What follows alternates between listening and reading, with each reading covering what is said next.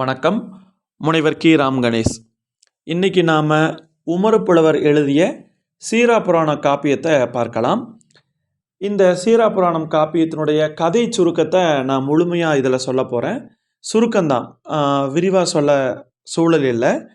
இதில் நபிகள் நாயகத்தினுடைய வரலாற்றை தான் நாம் பார்க்க போகிறோம். சீரா புராணம் அப்படிங்கிறது நபிகள் நாயகம் என்று சொல்லக்கூடிய முகமது நபியினுடைய வாழ்க்கை வரலாற்றை பற்றி சொல்லக்கூடிய ஒரு காப்பியம்தான்.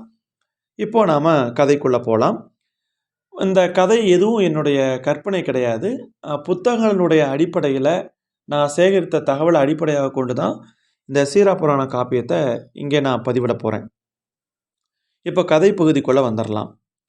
அரபு நாடு, அந்த நாட்டுக்கு உயிர்நிலையாக இருக்கக்கூடியது மெக்கா நகரம். அங்கே குறைசியர் குலத்தில் தோன்றியவர் தான் அப்துல் முத்தலிப்பு என்று சொல்லக்கூடிய ஒரு வணிகர். அந்த வணிகருக்கு அப்துல்லா அப்படின்னு ஒரு மகன் இருக்கிறாரு. அவருக்கு உரிய காலத்தில் ஆமீனா என்ற பெண்ணை திருமணம் பண்ணி வைக்கிறாங்க. வாழ்க்கை சிறப்பாக போகுது. அப்துல்லாவும் ஆமீனாவும் இல்லறத்தில் இணைஞ்சு நல்லதொரு வாழ்க்கை வாழ்ந்துட்டு இருக்காங்க. அந்த நேரத்தில் ஆமீனா கருவுற்று இருக்கிறாங்க. 6 மாத கருவாக ஆமீனா வீட்டில் குழந்தை இருக்குது. அந்த குழந்தை இருக்கிற நேரத்திலேயே அவங்க அப்பா, அந்த குழந்தையினுடைய அப்பா அப்துல்லா உயிர் துறக்கிறார். அப்படியாக ஆமீனா வயிற்றில் இருந்த குழந்தை தான் நபிகள் நாயகம்.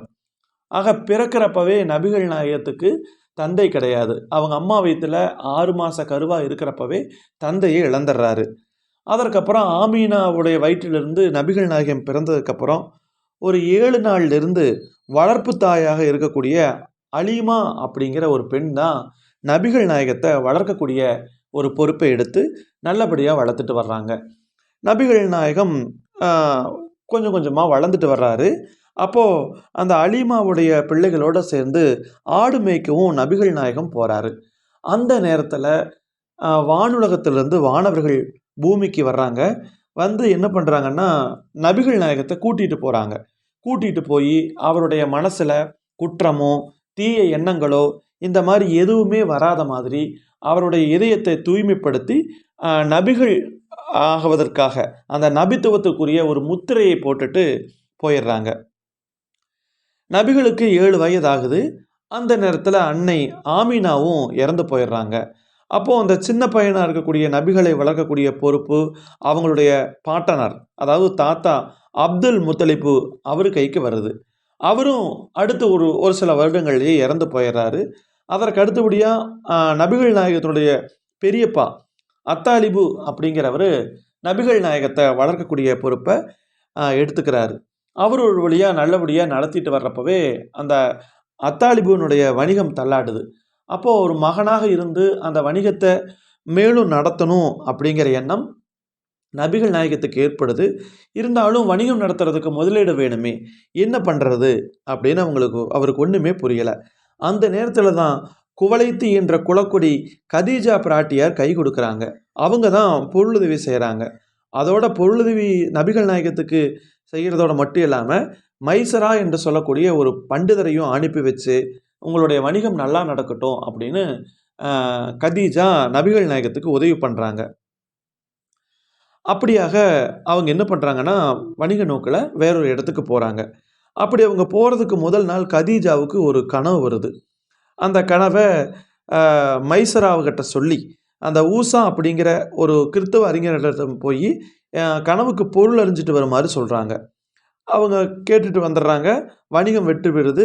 அதுக்கப்புறம் கொஞ்சம் காலத்திலேயே சொல்லிடுறாங்க, அந்த கதீஜா பிராட்டியார் முகமது நபியை மணந்து இனிது வாழ்வார் அப்படின்னு சொல்கிறாங்க.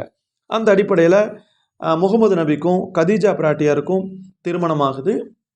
திருமணமாகி பிள்ளை பேர்களும் நடக்குது. பாத்திமா பிறக்கிறாங்க. அதற்கு அடுத்தபடியாக பல குழந்தைகள் பிறக்கிறாங்க. நபிகள் நாயகத்திற்கு திருமணங்கள் ஆனதாக, இன்னும் சில பெண்களுடன் திருமணம் ஆனதாக, நிறைய பிள்ளைகள் உள்ளதாகவும் ஒரு சில தகவல்கள் சொல்லப்படுது. இப்படியாக அந்த நபிகள் நாயகத்தினுடைய வாழ்க்கை போயிட்டுருக்கு. அப்படி இருக்கிறப்போ உலகத்தில் அமைதி இருக்கணும் அப்படின்னு சொல்லிட்டு நபிகள் நாயகம் என்ன பண்ணுறாருன்னா, மெக்கா நகரத்தை அடுத்து இருக்கக்கூடிய சிரா அப்படிங்கிற ஒரு மலைக்கு போகிறாரு. அங்கே போய் தனியாக பசியோடு நீண்ட நாள் இருக்கார். அப்போது அந்த நேரத்தில் நபிகள் நாயகத்துக்கு வயது 40. அந்த நேரம் ஒரு நாள் வானவர் தலைவர் ஜிப்ரீல் அப்படிங்கிறவர் அங்கே வர்றாரு. அவர் வந்து என்ன பண்ணுறாருன்னா, நபிகள் நாயகத்தை பார்த்து, நீங்கள் இறைவனுடைய இறுதி திருநபி ஆகிட்டீங்க, இனிமேல் நீங்கள் வேத வசனங்களை ஓதுவீர் அப்படின்னு சொல்லிட்டு போகிறாரு. அப்போது கல்வி இல்லாத அந்த நபிகள் நாயகம் இறைவன் ஒருவனே அப்படிங்கிற நம்பிக்கையை மக்களிடையே பரப்பத் தொடங்குறாரு. அவருக்கு உறுதுணையாக அவருடைய மனைவி, நபிகள் நாயகத்துடைய மனைவியாக திகழ்ந்த கதீஜா பிராட்டியார், நபியினுடைய தோழர் அபுபக்கர், வீரர் அலி, இவங்க எல்லாம் இவருடைய கொள்கையை பின்பற்றுறாங்க. அப்போது எப்படி இறைவனை வணங்கணும், அந்த முறையாக எப்படி தொழணும் அப்படிங்கிற வழக்கத்தையெல்லாம் கற்பிக்கிறாரு. அப்போது இது வந்து பழைய மார்க்கத்துக்கு எதிராக இருக்கிறதா, இஸ்லாத்தை எதிர்க்கிறதா இருக்கிறதாக அங்கே இருக்கக்கூடியவர்கள் கருதுகிறார்கள். அப்போ என்ன பண்ணுறாங்க அப்படின்னா, உமர் கத்தாபு அப்படின்னு சொல்லக்கூடிய ஒருத்தரை வச்சு முகமது நபியை கொன்றணும் அப்படின்னு அந்த குறைசிகள் வந்து முடிவு பண்ணுறாங்க. இப்படியாக போகுது. ஏன்னா முகமது நபியினுடைய கொள்கை வேறு, அதே சமயம் முன்னாடி இருந்த பழைய கொள்கை அப்படிங்கிறது வேறு. அப்போ நபியை கொள்றதுக்காக அந்த உமர் கத்தாபு வர்றாரு. அந்த நேரத்தில் அவருடைய சகோதரி வீட்டில் பார்த்தீங்கன்னா இறைவசனம், நபிகள் நாயகம் சொல்லிக் கொடுத்த இறைவசனம் ஓதப்படுது. இதை கேட்ட உடனே அந்த நபிகளை கொள்ள வந்த உமர் கத்தாபு மனம் திருந்தி நபிகள் நாயகத்தை காண வர்றார். அந்த நேரத்தில் நபியினுடைய தோழர்கள் என்ன பண்ணுறாங்க, உமர் கத்தாபு நபியை கொல்ல வர்றாரு அப்படின்னு சொல்லிட்டு அவங்க இருந்த பகுதியினுடைய அந்த கதவை தாழ் போடுறாங்க. அப்போது நபிகள் நாயகம் சொல்கிறாரு, கதவை திறந்து விடுங்க, உமர் உள்ளே வரட்டும் அப்படின்னு. அதற்கப்புறம் உமர் கத்தாப் உள்ளே வர்றாரு. அந்த நெறி, அந்த இஸ்லாம் நெறி தீவிரமாக பரவுது. அப்போது வேற ஒருத்தரை வச்சு அந்த குறைசேர் தலைவன் அபுசஹீல் என்ன பண்ணுறாருன்னா, வேற ஒருத்தரை வச்சு எப்படியாவது கொண்டுறணும்னு முடிவு பண்ணி அபீப்பு அப்படிங்கிறவர் வச்சு முகமதை அடக்க திட்டம் போடுறாங்க. அவரும் நபிகளாரை கண்ட உடனே அவர் ஒரு இறை தூதர் அப்படிங்கிறத தெரிஞ்சுக்கிறாரு. அப்போ அவர் இறை தூதர் அப்படின்னு எல்லாரும் புரியும்படியாக நிறைய அற்புதங்களும் அங்கே நடக்குது. அதற்கப்புறம் அவங்களும் நபிகள் நாயகத்தினுடைய நெறியாக இருக்கக்கூடிய அந்த இஸ்லாத்தை தழுவுறாங்க. இப்போ என்ன ஆகுது அப்படின்னா, நபிகள் நாயகத்தினுடைய பெரிய தந்தை இறந்துட்டாரு. அதற்கடுத்து ஒரு 3ஆம் நாளே கதீஜா பிராட்டியாரும் இறந்துடுறாங்க. அப்போது இந்த நேரத்தில் நபிகள் நாயகம் எவ்வளவோ துன்பங்கள் அவருடைய வாழ்க்கையில், பிறக்கிறதுக்கு முன்னாடியே தந்தை இழந்தார், அதுக்கப்புறம் தாய் இழந்து, தாத்தா, அதுக்கப்புறம் பெரியப்பா, அதுக்கப்புறம் எத்தனையோ பேரை இழந்துட்டார். அப்படி இருந்தாலும் அந்த அந்த மதத்தினுடைய கொள்கை, அதாவது ஒரு சிறப்பான ஒரு கொள்கையை இந்த உலகத்திற்கு எடுத்து சொல்லணும் அப்படிங்கிறதுக்காக நிறைய பாடுபடுறாரு. நிறைய எதிர்ப்புகள் வந்துக்கிட்டே இருக்குது. அவருக்கு வந்து அவரை கொல்லக்கூடிய அளவுக்கு எதிரிகள் வந்து உருவாகிட்டே இருக்கிறாங்க. இருந்தாலும் நபிகள் நாயகம் பொறுமையாக தான் இருக்கார். இன்னும் சொல்லப்போனால் சின்ன பசங்களை வச்செல்லாம் கூட நபிகள் நாயகத்து மேலே கற்களை வீசவெல்லாம் பண்ணுறாங்க. அது மட்டும் இல்லாமல் அந்த நேரத்தில் ஒரு பருப்பதராசன் அப்படிங்கிற ஒருத்தன் தோன்றி நபிகள் நாயகத்துக்கிட்ட சொல்கிறாங்க, இந்த உங்களை எதிர்க்கக்கூடிய மக்களை நான் உடனே அழிச்சிட்றேன் அப்படின்னு அனுமதி கேட்குறான். அப்போ கூட நபிகள் நாயகன் சொல்கிறாரு, இவங்கெல்லாம் அறியாமையில் செய்கிறாங்க, இன்னைக்கு இல்லைனாலும் நாளைக்கு இவங்க நல்ல வழிக்கு வந்துடுவாங்க அப்படின்னு சொல்லிட்டு அவர் மெக்காவை நோக்கி போகிறதா சொல்கிறாங்க. அதே நேரம் மதினா நகர மக்கள் அவங்க என்ன சொல்கிறாங்க, நபிகள் தங்கள் ஊர்லேயே வந்து தங்கணும் அப்படிங்கிற ஒரு செய்தியை சொல்கிறாங்க, வேண்டிக்கிறாங்க. அது மட்டும் இல்லாமல் முஸ்லீம்கள் வந்து ஊர் விட்டு ஊர் போய் புதுநெறி பரப்புறத அந்த குறைசிகள் விரும்பலை. அந்த நேரத்தில் அபுசஹீலை வச்சு நபிகளை கொல்ல முடிவு பண்ணுறாங்க. இப்படியாக நிறைய சூழ்ச்சிகள் நடந்துக்கிட்டே தான் இருக்குது. இப்போ நபிகள் நாயகம் நபி பட்டம் பெற்ற 14வது வருஷம் இரவு நேரத்தில் அபுசஹீலோட வீரர்கள் எல்லாம் என்ன பண்ணுறாங்க, நபிகளை கொல்ல சுற்றி வளைக்கிறாங்க. அப்போது இறை அருளால் வீரர்கள் எல்லாருமே கண்மயங்க. நபிகள் என்ன பண்ணுறாங்கன்னா, தன்னுடைய நண்பராக இருக்கக்கூடிய அபுபக்கரோட சேர்ந்து மெக்கா நகரை விட்டு தவூர் அப்படிங்கிற ஒரு குகைக்கு வந்துடுறாரு. அந்த குறைசிகள் என்ன பண்ணுறாங்க, நாலாபுறங்கள்லையும் தேடுறாங்க நபிகள் நாயகத்தை கொல்றதுக்கு. அப்போது ஒரு குழுவினர் என்ன பண்ணுறாங்க, அந்த தவூர் குகையை நெருக்கிறப்போ அபுபக்கர் சொல்கிறாரு, நாம் 2 பேர் தான் இருக்கோம், இவங்க நிறைய பேர் நம்மளை கொல்ல வர்றாங்களே, நம்ம எப்படி தப்பிக்கிறது, ஒன்றுமே புரியலையே அப்படின்னு சொல்கிறப்போ, அப்போ நபிகள் நாயகம் சொல்கிறாரு, நாம் 2 பேர் இல்லை, நம்ம கூட சேர்ந்து 3ஆவதாக கடவுள் இருக்கிறார் அப்படிங்கிற ஒரு கருத்தை பதிவு பண்ணுறாரு. எதிரிகள் அந்த தவுர் மலையில் அந்த தவுர் குகையை ஒட்டி வந்துட்டாங்க. அந்த நேரம் பார்த்து சிலந்தி பூச்சி என்ன பண்ணுறதுன்னா அந்த குகை பகுதியை பின்னிடுது. அந்த வலை போட்டு பின்னிருக்குது. அப்போது சிலந்தி பூச்சி பின்னிருக்குன்னா உள்ளுக்குள்ளே யாரும் இல்லைன்னு அர்த்தம். இப்படியாக நபிகள் நாயகம் காப்பாற்றப்படுகிறார். அதற்கப்புறம் திட்டப்படி ஒரு 4 நாள் கழித்து நபிகள் நாயகத்தினுடைய நண்பராக இருக்கக்கூடிய அபுபக்கர் அவருடைய மகன் என்ன பண்ணுறாருன்னா 2 ஒட்டகங்களை குகைக்கு அனுப்பி வைக்கிறாரு. அதற்கப்புறம் 2 பேர் என்ன பண்ணுறாங்க, மதினாவுக்கு புறப்படுறாங்க. அன்னையிலிருந்து தான் ஹிஜ்ரி ஆண்டு தொடங்குது அப்படின்னு சொல்கிறாங்க.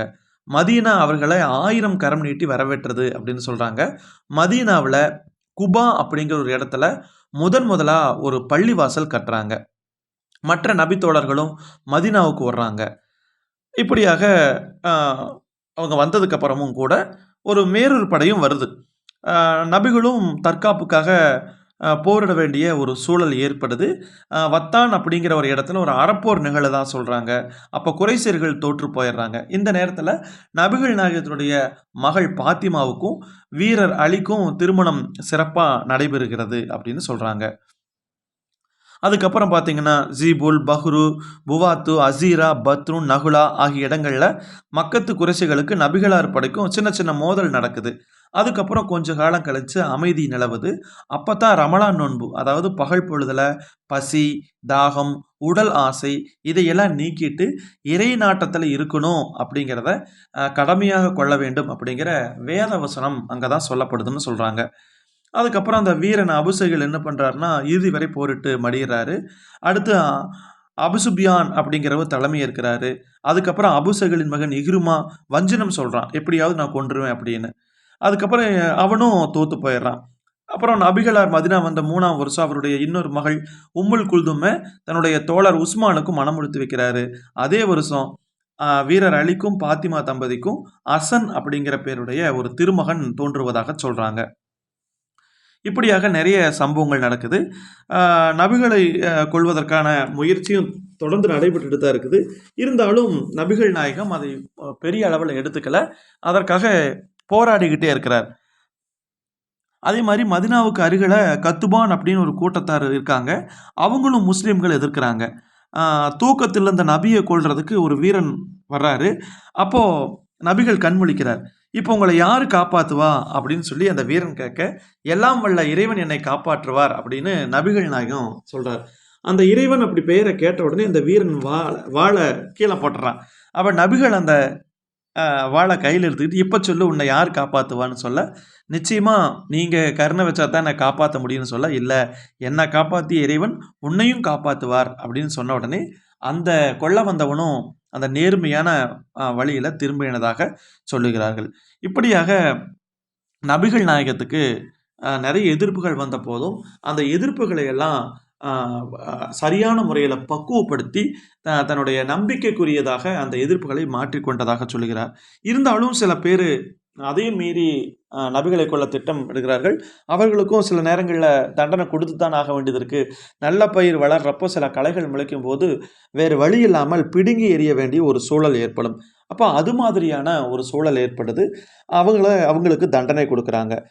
இப்படியாக அந்த அந்த இஸ்லாம் நெறியானது சிறப்பான முறையில் வளர்ந்ததாக உமர் புலவர் பாடிட்டு போயிருக்கிறாரு. இதுதான் சீரா புராணத்தில் சொல்லப்பட்டிருக்கக்கூடிய செய்தி. இந்த சீரா புராணத்தில் பார்த்தீங்கன்னா 3 காண்டங்கள் 92 படலங்கள் இருக்கிறதா சொல்கிறாங்க. அதில் விலாதத்து காண்டம், அதாவது நபிகள் நாயகத்தினுடைய பிறப்பு, அவருடைய தலைமுறை, இளமை எல்லாமே இருக்குது. அதுக்கப்புறம் பார்த்தீங்கன்னா நுபுவத்து காண்டம், அவருக்கு அந்த தீர்க்க தரிசனம், அந்த நபித்துவம் கிடைச்ச வரலாற்றை பற்றி சொல்லக்கூடிய நுபுவத்து காண்டம். அதுக்கப்புறம் ஹிஜ்ரத்து காண்டம், அவர் மெக்கா நகரை விட்டு மதீனா நகரத்துக்கு போன அந்த ஒரு நிகழ்வு, அதாவது ஹிஜ்ரத்துனா குடிபெயர்ந்து செல்லுதல் அப்படிங்கிற ஒரு பொருளில் சொல்கிறாங்க. இப்படியாக நபிகள் நாயகத்தினுடைய வரலாறு சீரா புராணத்தில் சொல்லப்பட்டிருக்குது. அது ஒரு முழுமையான வரலாறாக இல்லை. அந்த நபிகள் நாயகத்தினுடைய 57 ஆண்டுகால வரலாறு மட்டும்தான் இருக்குது அப்படிங்கிற ஒரு செய்தியும் சொல்கிறாங்க. அப்போ நபிகள் நாயகத்தினுடைய வரலாறு முழுமையாக சீரா புராணத்தில் இல்லை. அவர் அதுக்கப்புறமா சின்ன சீரா அப்படின்னு சொல்லக்கூடிய ஒரு நூல் எழுதப்பட்டுச்சு. அந்த நூலில் நபிகள் நாயகத்தை பற்றிய இன்னும் சில வரலாறு சொல்லப்பட்டிருக்கிறது அப்படிங்கிற செய்தியும் நாம் பார்க்க முடியுது. இதில் நபிகள் நாயகம் வந்து நபித்துவம் பெற்றது அப்படின்னு சொல்லிட்டு 38 வயசு 40 வயசுன்னு 2 விதமாக சொல்லக்கூடிய ஒரு செய்தியும் பார்க்க முடியுது. முதல்ல அந்த விழாத்து காண்டத்தில் பார்த்தீங்கன்னா 24 படலங்கள், அதில் 1200 பாடல்கள், 1240 பாடல்கள் சொல்லப்படுது. அதே போல் அந்த நுபூத்து காண்டத்தில் 1104 பாடல்கள், ஹிஜ்ரத்து காண்டத்தில் 2683 பாடல்கள். இப்படியாக நபிகளாருடைய பெருமை சீரா புராணம் முழுக்க வந்து சொல்லப்படுது. இதை வந்து உமரப்புலவர் என்று சொல்லக்கூடிய ஒரு புலவர் வந்து சீரும் சிறப்பமாக எழுதியிருக்கிறாரு. சீதக்காதி வள்ளல் அந்த உமரப்புலவர் சீரா புராணத்தை எழுதுறதுக்கு மிகப்பெரிய உறுதுணையாக இருந்திருக்கிறார் அப்படிங்கிற ஒரு செய்தியும் நம்மால் தெரிஞ்சுக்க முடியுது.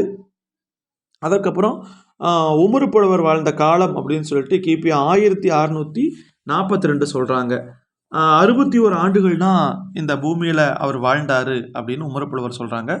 அவங்க அப்பா பேர் வந்து முகமது நயினார் பிள்ளை அப்படிங்கிற ஒரு தனிச்செயல் சொல்லுவதாகவும் ஒரு குறிப்பு இருக்குது. அப்போது சீரா புராணம் 3 காண்டங்களில் 92 படலங்களில் 5027 விருத்தப்பாக்களால் ஆன ஒரு காப்பியம். இஸ்லாம் தமிழ் இலக்கியத்தில் ஒரு கொடுமுடி அப்படின்னு சொல்லி அந்த சீரா புராணம் சொல்லுது. வாய்ப்பு இருக்கிறவங்க படித்து பாருங்கள். மிக்க நன்றி.